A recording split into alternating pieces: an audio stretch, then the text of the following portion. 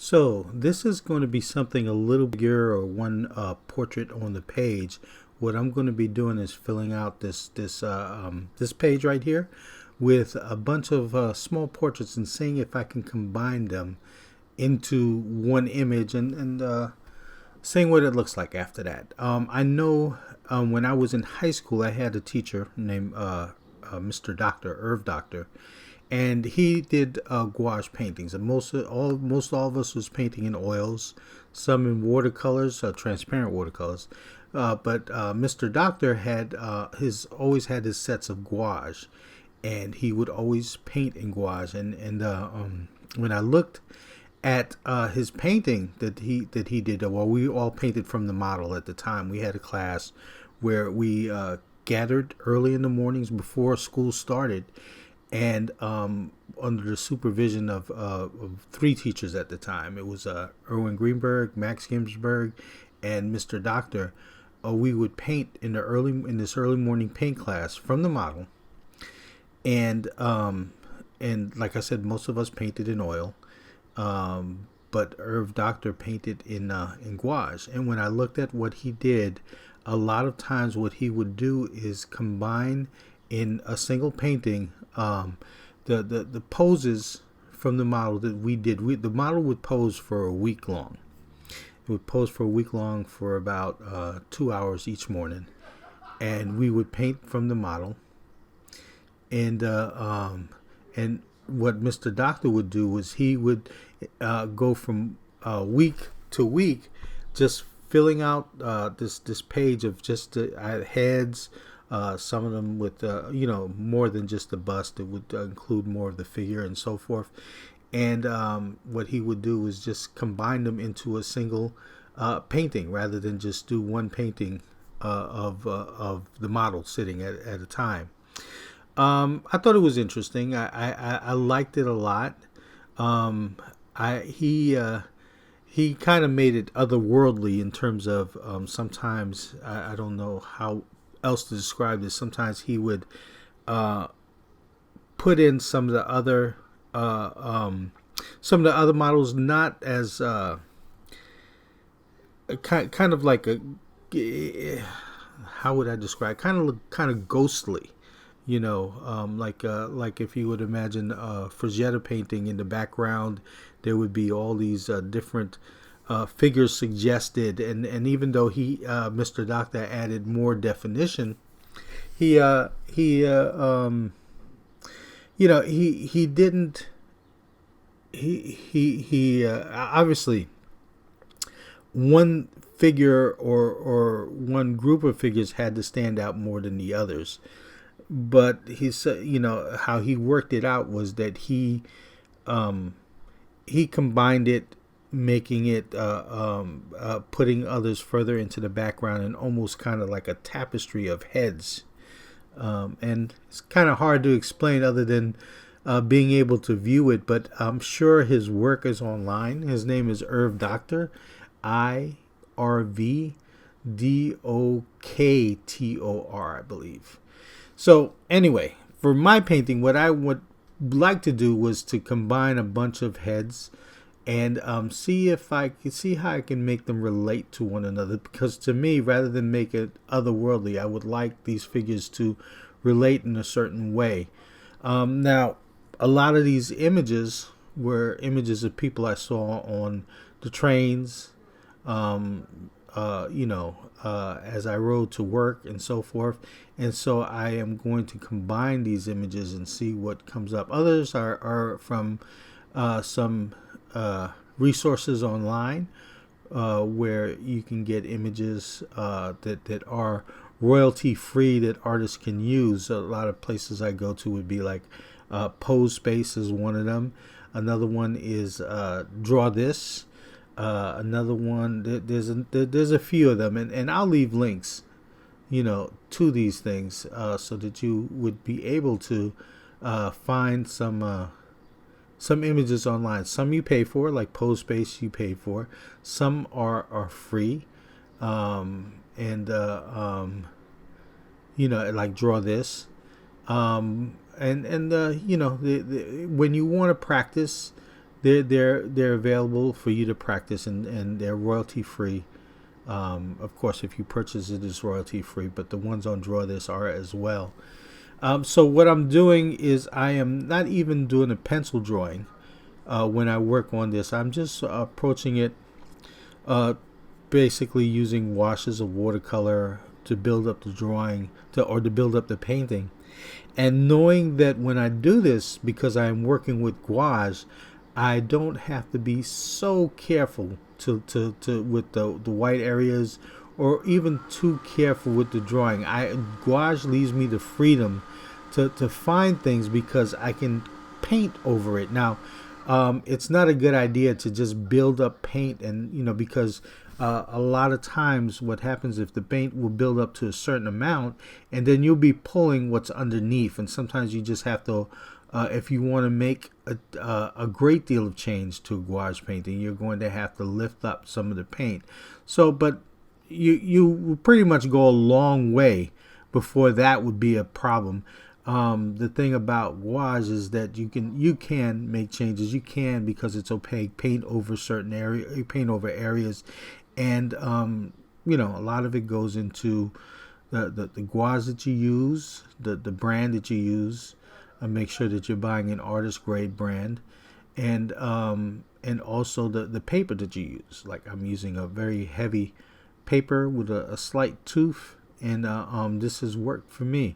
So that'll enable you to make changes and to feel comfortable making them. I mean, without the paint becoming an issue as far as if there's too much paint on it already. Also, when there is a lot of paint, what you can do is just use water to move the paint around. And those, I either paint over things when I make corrections, or I'm moving the paint around with water so I can make corrections in the drawing. And then the coloring, the color, and two things I want to make sure have come first before even color, and that is that the values are right and that the drawing is right. And then the color, I can worry about it afterwards. But if I get those two right, then more likely the painting would be successful. So anyway, as I go on, you can see I started with light washes, and then I build the paint up. A lot of it, I'm approaching this kind of tentatively. I'm not going on with like I said, with very opaque paints, because I'm still trying to figure out what I'm going to do. Like, this is the first head I have no plan for this, other than let me just gather a bunch of references and then put them together in an image and see if I can make it work. That's my plan. I didn't work out any thumbnails or compositional studies or whatever. All I did was to go in there, pretty much like Mr. Doctor did. I would, when it comes to making a large painting or making a painting with more images than just the one, I think it would be better to work out the compositional sketch or work out thumbnails. Thumbnails are just, if you don't know, are just small drawings in which you work out the composition, you work out everything is going to sit on the page and so forth. So you answer as many questions before you get started on your painting, especially as to how you're going to use up the space on the page. But I'm approaching this particular drawing or this particular painting as a sketch, and so I'm not going to worry about that so much. I'm just going to see how everything fits. What I did, first of all, is made sure that when I selected the reference I was going to use, was to make sure that the lighting was consistent, and the quality of the photograph was consistent and so forth. So I'm not struggling with too much as I'm doing this. So what I'm going to do now is I'm going to speed up this video, and I'm going to allow this to just to just move forward, rather than having you suffer through every little brushstroke that I make, every little decision, every little change, and so that you can focus on the bigger picture. Because what I'm doing, like I said, is laying down washes, trying to find the drawing, the planes of light and dark, and keeping in mind that I want to make sure that my values are correct, and that I know that at a later time I can always change color, things like color temperature and so forth if I want to. And even then I'm still thinking about that as I put down these colors. Some are warm, some are cooler, some represent darker areas that will go darker later.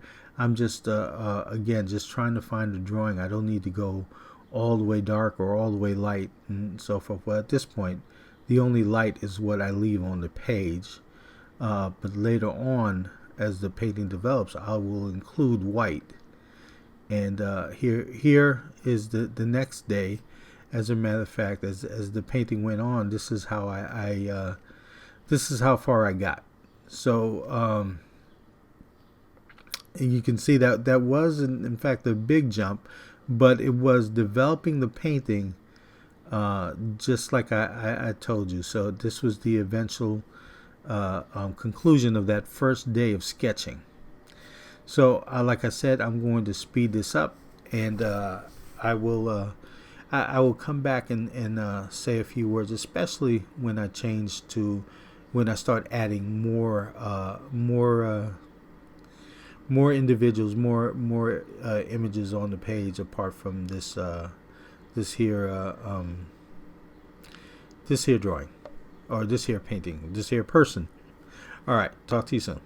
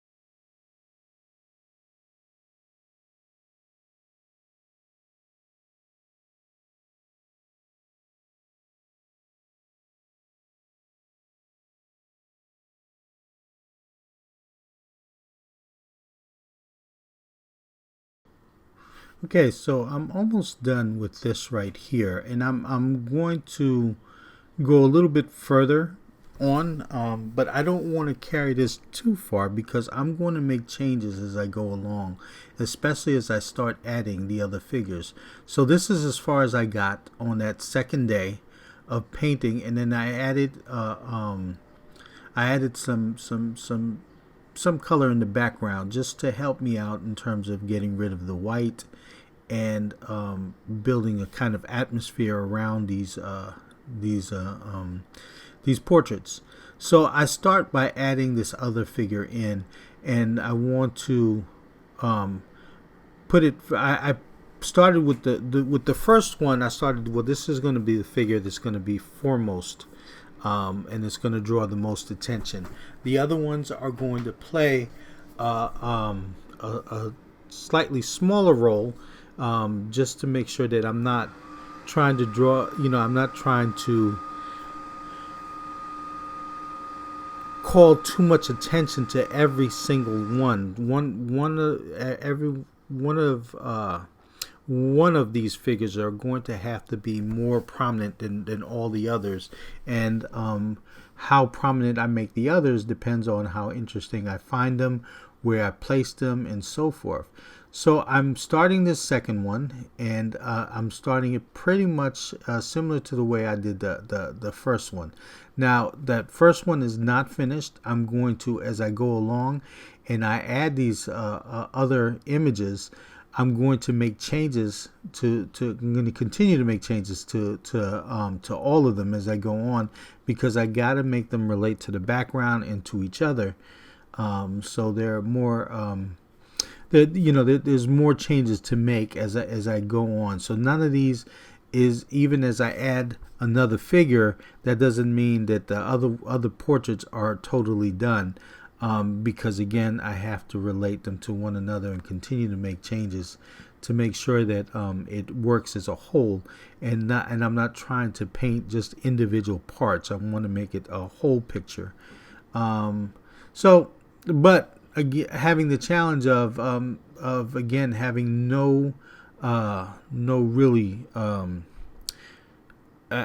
no plan to begin with, as far other than, like I said, I just want to start with a figure and keep adding figures and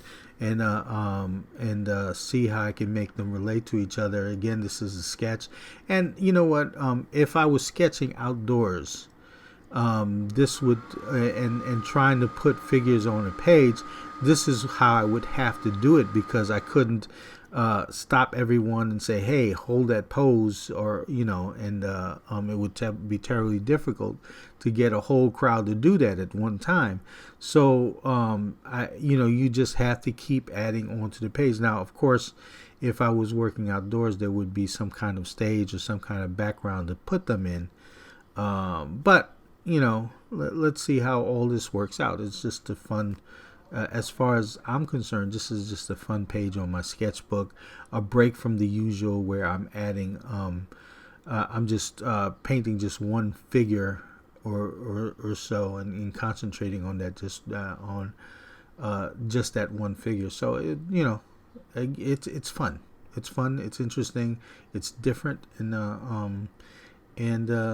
I'm just going to enjoy putting this picture together.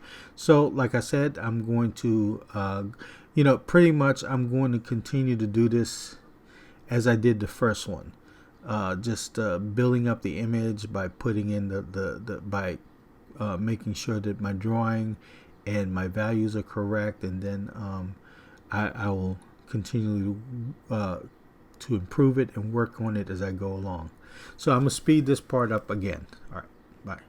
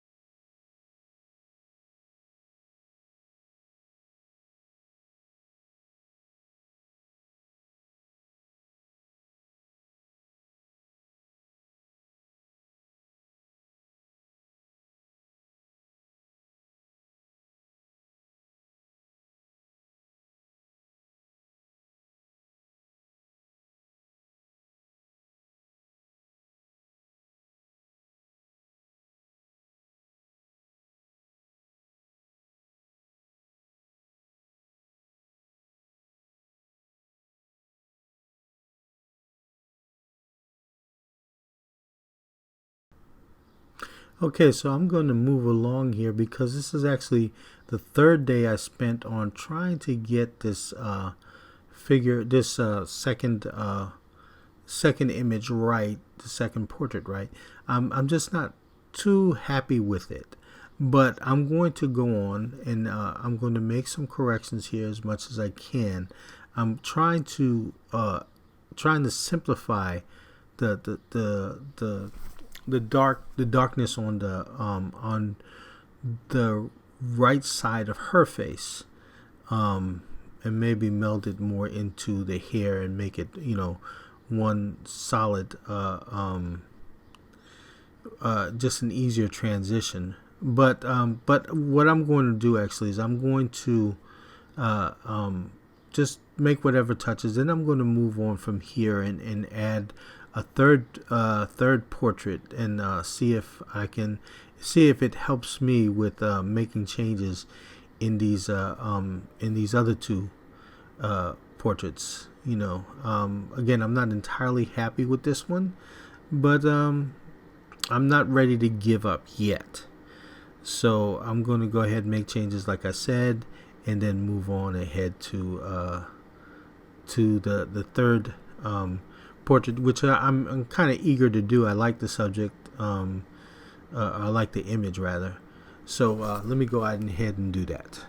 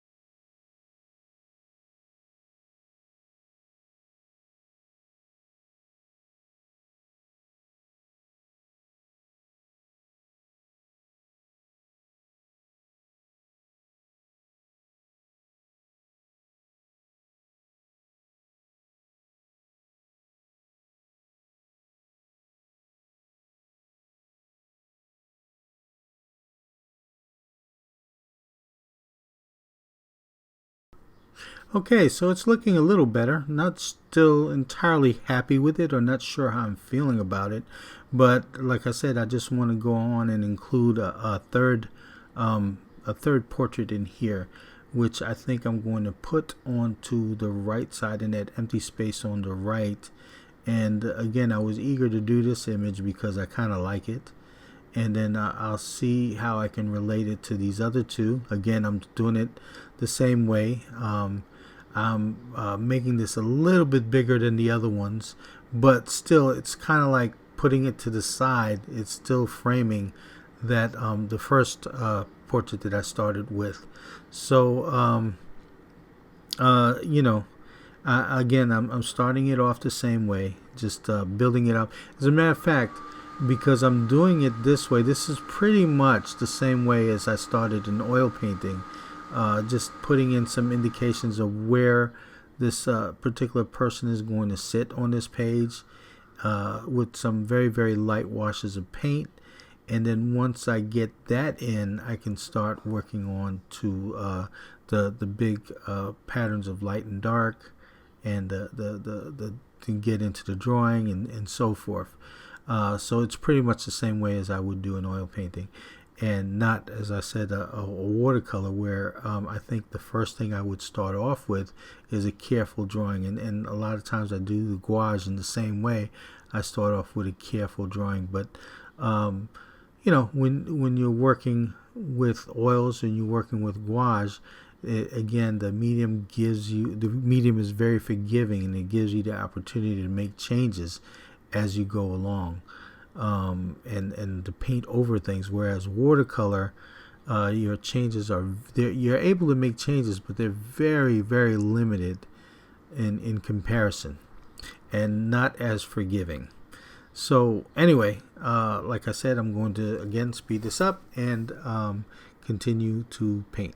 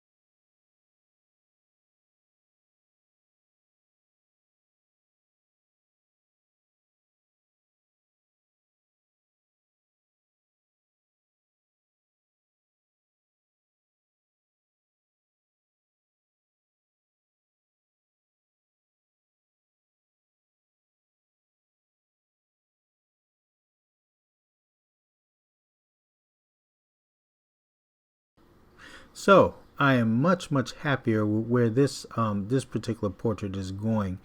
And even though I still want to make changes on the other two, it kind of helps, and gives me direction as far as what changes I can make to the other two, and it kind of lifts it up too. It's a good idea to keep going. There's a point where you do where anyway, I do give up on an image. There's always that point, but there's always it's always a good policy to continue till you feel like you've got to that point. Absolutely, it's better to fight for the painting and then figure out what you learned afterwards. And a lot of times, or so I've been taught, was that the paintings that you fought the most for have become eventually the more precious ones in your memory, in terms of what you've learned and what you've gained from the experience of painting. So I'm going to continue to work on this. This particular uh, um, um, this particular portrait that I'm working on now kind of helps lifts me up, and encourages me to go on with this and see if I can salvage what, the parts that I don't like, and meld it in with the rest. But again, I like how this is going, so I'm going to continue on with it.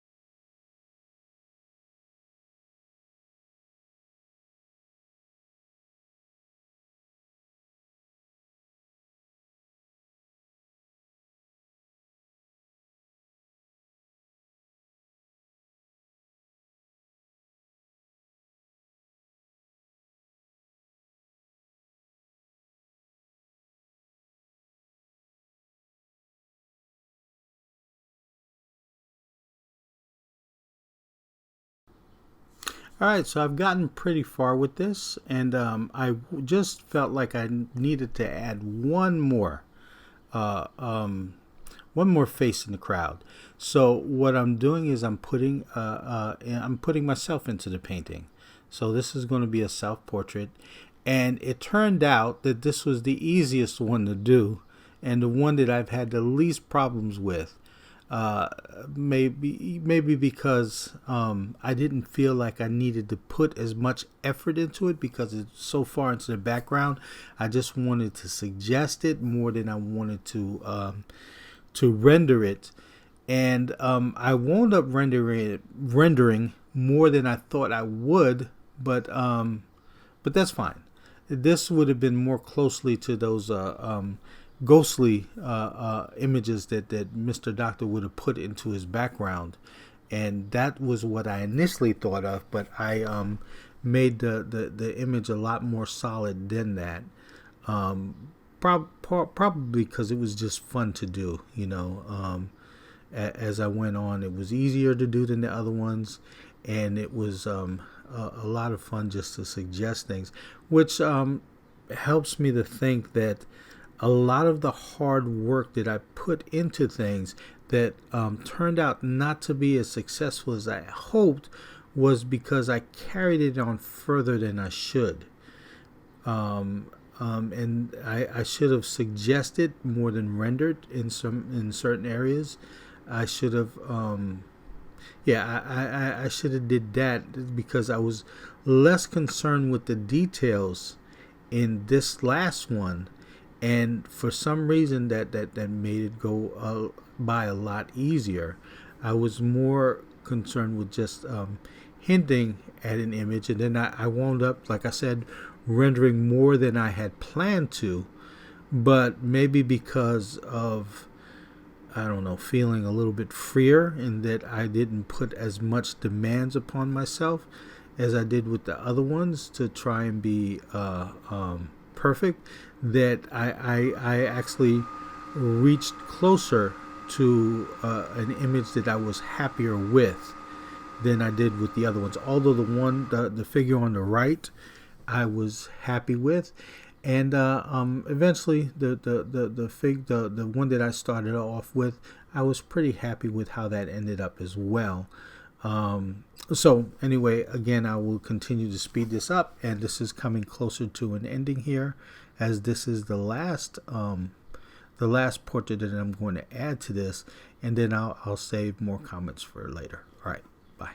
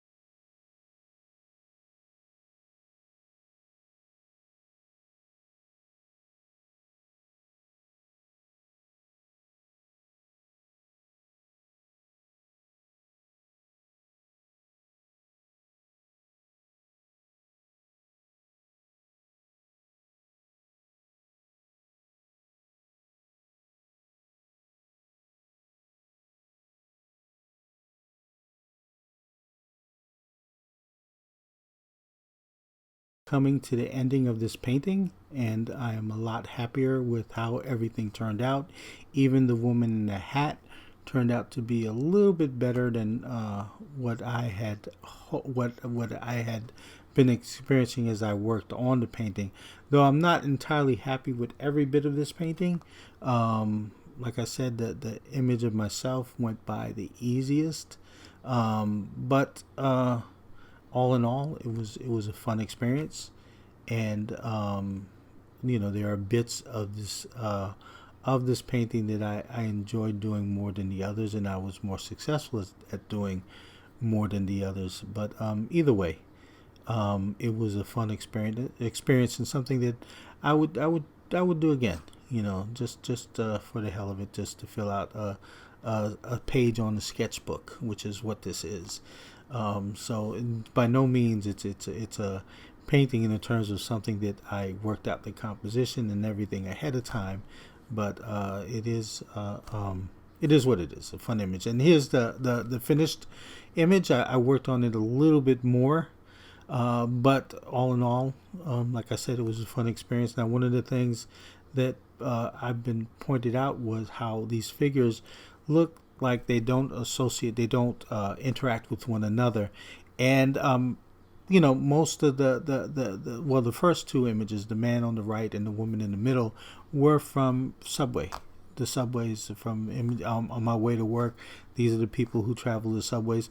So when you travel the subway in New York City, you're not really, unless you're traveling with someone, you're really into yourself and into your own world. You're alert about about the people around you, but apart from that, you're more into your own world. The only image here that interacts with the viewer is the self-portrait, which is kind of looking straight out at the viewer and making a connection with the viewer, which I kind of like. Everybody else is kind of like into their own world, how you would expect to see people on the subway. They're kind of into their own world, like I said. And again, you're in New York City, you're wary of your surroundings, and but you are into your own world. So it didn't bother me as much. It's something I'm kind of used to, and but maybe that would be a consideration for when I do something like this again, how they have some kind of either interaction with one another or some kind of interaction with the viewer, like that the self-portrait that I place in all the way at the left. But I still find it interesting, and it was still fun, and like I said, not 100% on it, but it was more than worth the effort. So again, I hope you enjoyed this painting. It was a long, I understand this is a long video, but it was even longer to have painted this painting. The altogether, the videos were, I guess, almost like 4 hours of video on here. And actually, the time it took to paint this, because I had done some work on it outside the video, was actually a little bit longer than that. So this is actually a very condensed video of how long it took to actually paint it. So I hope you enjoyed the video, and I will be back again soon with more videos. Bye-bye.